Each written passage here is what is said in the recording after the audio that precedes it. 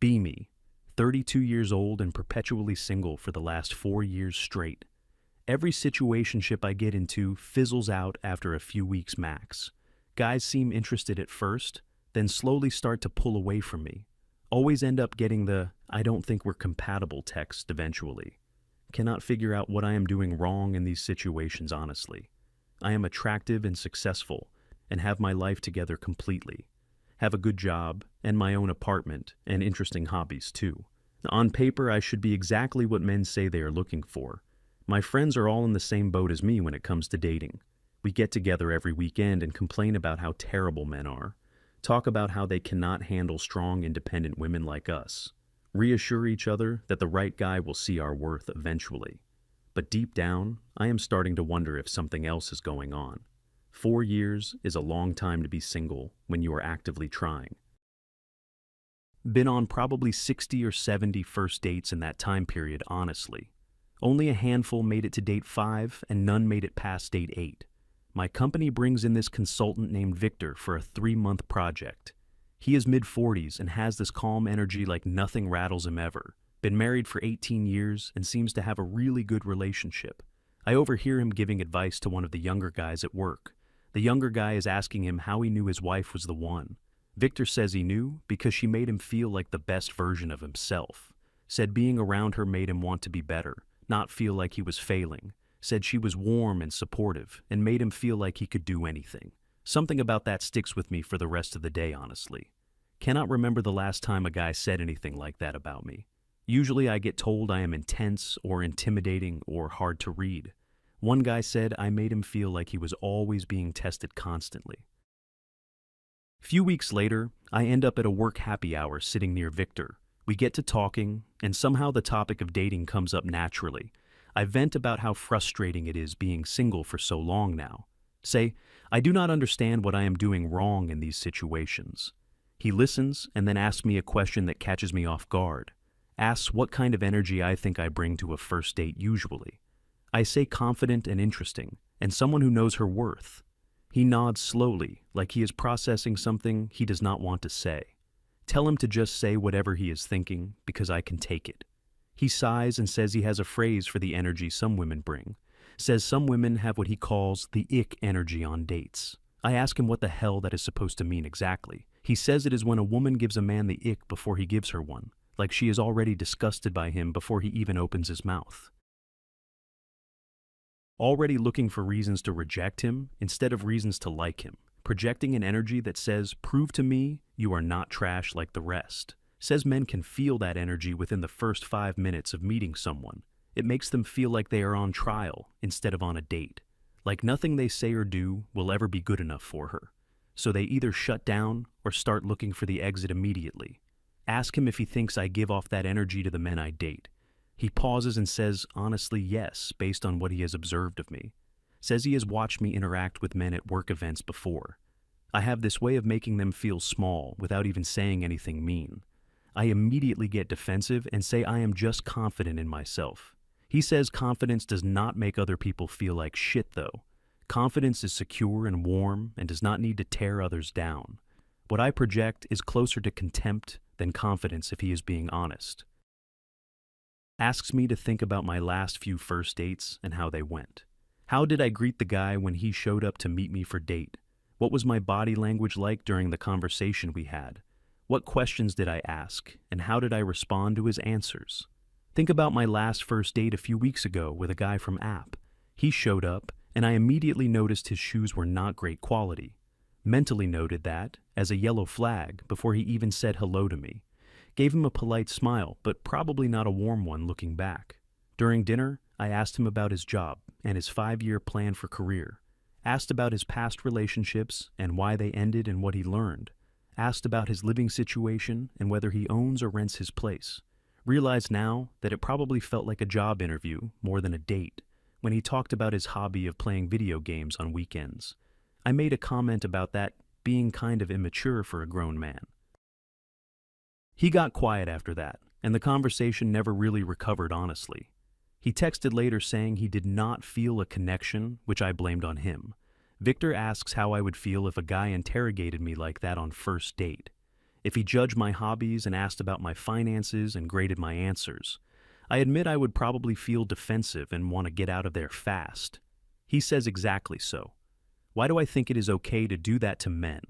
Says the purpose of a first date is to see if you enjoy each other's company, not to evaluate whether someone meets your checklist of requirements immediately. Says, I can learn about compatibility over time without making it an interrogation. But I have to actually make the guy feel good enough to want a second date. Ask him what women who are successful at dating do differently than me. He says they focus on connection first and evaluation later, if at all. They ask questions out of genuine curiosity, not to screen for red flags. They laugh and smile and make the other person feel interesting and valued.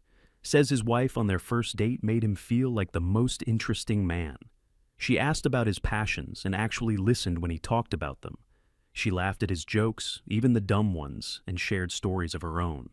By the end, he was thinking about when he could see her again already. Says, I probably leave guys thinking about how to avoid seeing me again. Not because I did anything obviously wrong, but because of the energy I brought. The ick energy that makes them feel judged and found lacking from minute one. Hard to want a second date with someone who made you feel like a failure. Ask him where he thinks this energy comes from in women like me. He says usually it is a protection mechanism from past hurt or disappointment. If you reject them before they can reject you, then you stay in control. If you find their flaws first, then you cannot be blindsided later by them. Says the problem is that protection mechanism guarantees you stay alone forever. No one can get close enough to hurt you, but also no one can get close at all. You screen out the bad ones, but you also screen out everyone else too. End up alone and blame it on men instead of examining your own patterns. That hits me hard because I know exactly where this comes from, honestly. My college boyfriend cheated on me, and it completely destroyed my trust in men. Every guy since then has been paying for what he did to me years ago. I have been looking for reasons to reject them before they can betray me. Tell Victor this, and he nods, like he expected something like that. Probably, says a lot of women are walking around with old wounds that are not healed. They bring those wounds into every new interaction and poison it from the start. The new guy has no chance because he is already guilty of someone else's crime. Says if I want different results, I have to bring different energy to dates. Have to actually give men a chance before deciding they are going to hurt me. Have to make them feel good instead of making them feel like they are failing. Have to lead with curiosity and warmth instead of suspicion and judgment. Ask him how I am supposed to do that when my instinct is to protect myself. He says it starts with recognizing when I am doing it in the moment, noticing when I am judging instead of listening or testing instead of connecting. Catching myself before the ick energy takes over and ruins another opportunity. Also says I might need to do some real work on healing those old wounds. Cannot keep making new men pay for what one guy did years ago to me. Have to separate the past from the present and give people a fair chance. Otherwise, I will be alone forever, and it will be my own fault entirely. Spend the next few weeks really paying attention to my behavior on dates. Match with a guy on an app who seems nice, and we plan to meet for drinks. Notice my immediate instinct is to find something wrong with his profile first. Catch myself, and decide to go in with genuine curiosity instead of judgment. Show up to the date, and he is already there, waiting looking a little nervous. Old me would have noted that as insecurity and marked it as a red flag.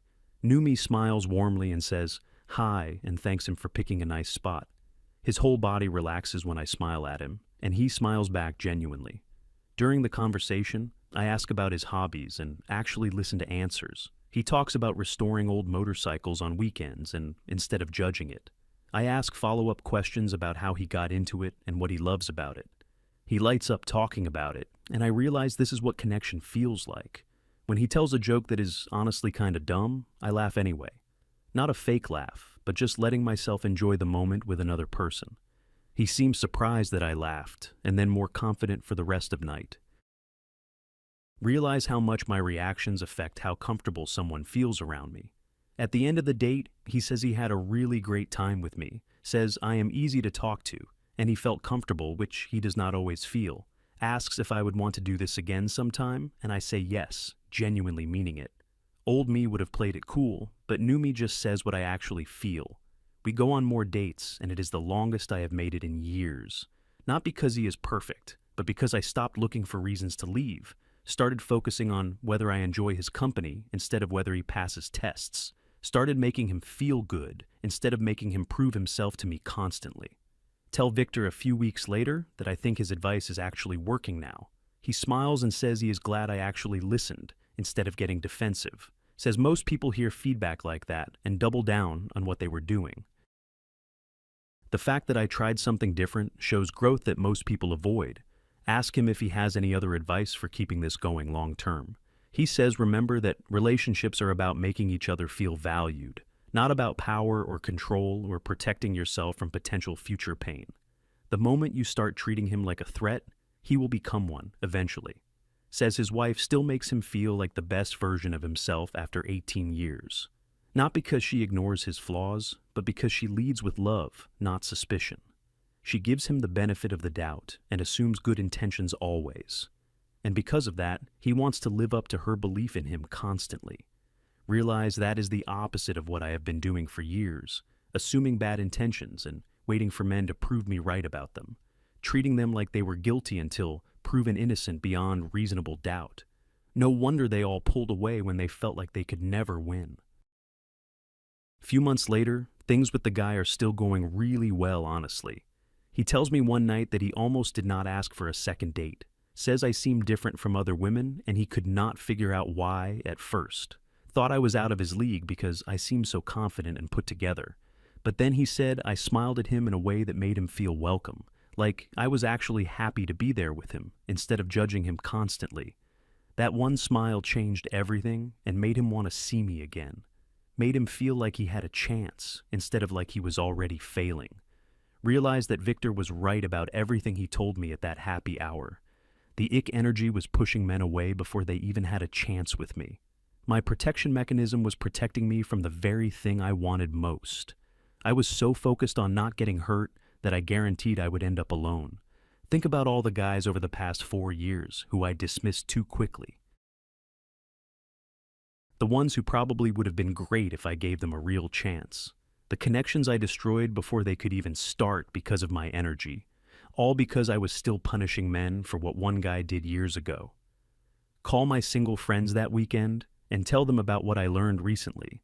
Some of them listen and seem open to examining their own patterns too. Others get defensive and say, I am blaming women for men being trash, basically. Realize those are the ones who will probably stay single just like I was. One friend says she refuses to lower her standards or be fake nice to men. I tell her it is not about lowering standards, it is about raising your energy. You can still have standards and also be warm and pleasant to be around. Those two things are not mutually exclusive, but she does not want to hear it. Let her go and focus on my own growth instead of trying to change others. Cannot force anyone to see what they are not ready to see for themselves. Some people would rather be right about men being the problem than be happy. I was one of those people for 4 years until Victor showed me another way. A year later, I am still with the same guy and we moved in together. He says all the time that I make him feel like he can do anything, that my belief in him makes him want to be better in every part of his life. Realize this is what Victor meant about his wife all those months ago. Finally understand that relationships are not about protecting yourself from pain. They are about being vulnerable enough to let someone actually get close to you. About making someone feel valued instead of making them prove their value constantly. About leading with warmth instead of suspicion and curiosity instead of judgment. The ick energy I used to bring to every interaction was killing my chances. It was a wall disguised as standards and a weapon disguised as confidence. I thought I was protecting myself, but I was really just guaranteeing loneliness. Took one honest conversation with a married man to show me what I was doing wrong. Sometimes the best advice comes from people who have what you want already, not from single friends who are stuck in the same patterns and pain as you. Victor had 18 years of happy marriage and he knew what actually works. My single friends had years of failed dating and were just validating my mistakes. Not everyone will tell you the truth because the truth is hard to hear. But the people who care enough to tell you anyway are the ones worth listening to. Victor did not have to explain the ick energy to me that day at happy hour, But he did, and it completely changed my understanding of dating and myself. Sometimes you are the reason men do not want a second date with you. Not because you are too intimidating or too successful or too much to handle, but because you make them feel like shit before they even have a chance. The ick energy is real, and I had it for years without even realizing it. But the good news is that energy can be changed if you are willing to try. You can heal the old wounds and stop punishing new people for past pain. You can lead with warmth instead of suspicion, and watch everything change. You can find what you are looking for once you stop pushing it away first.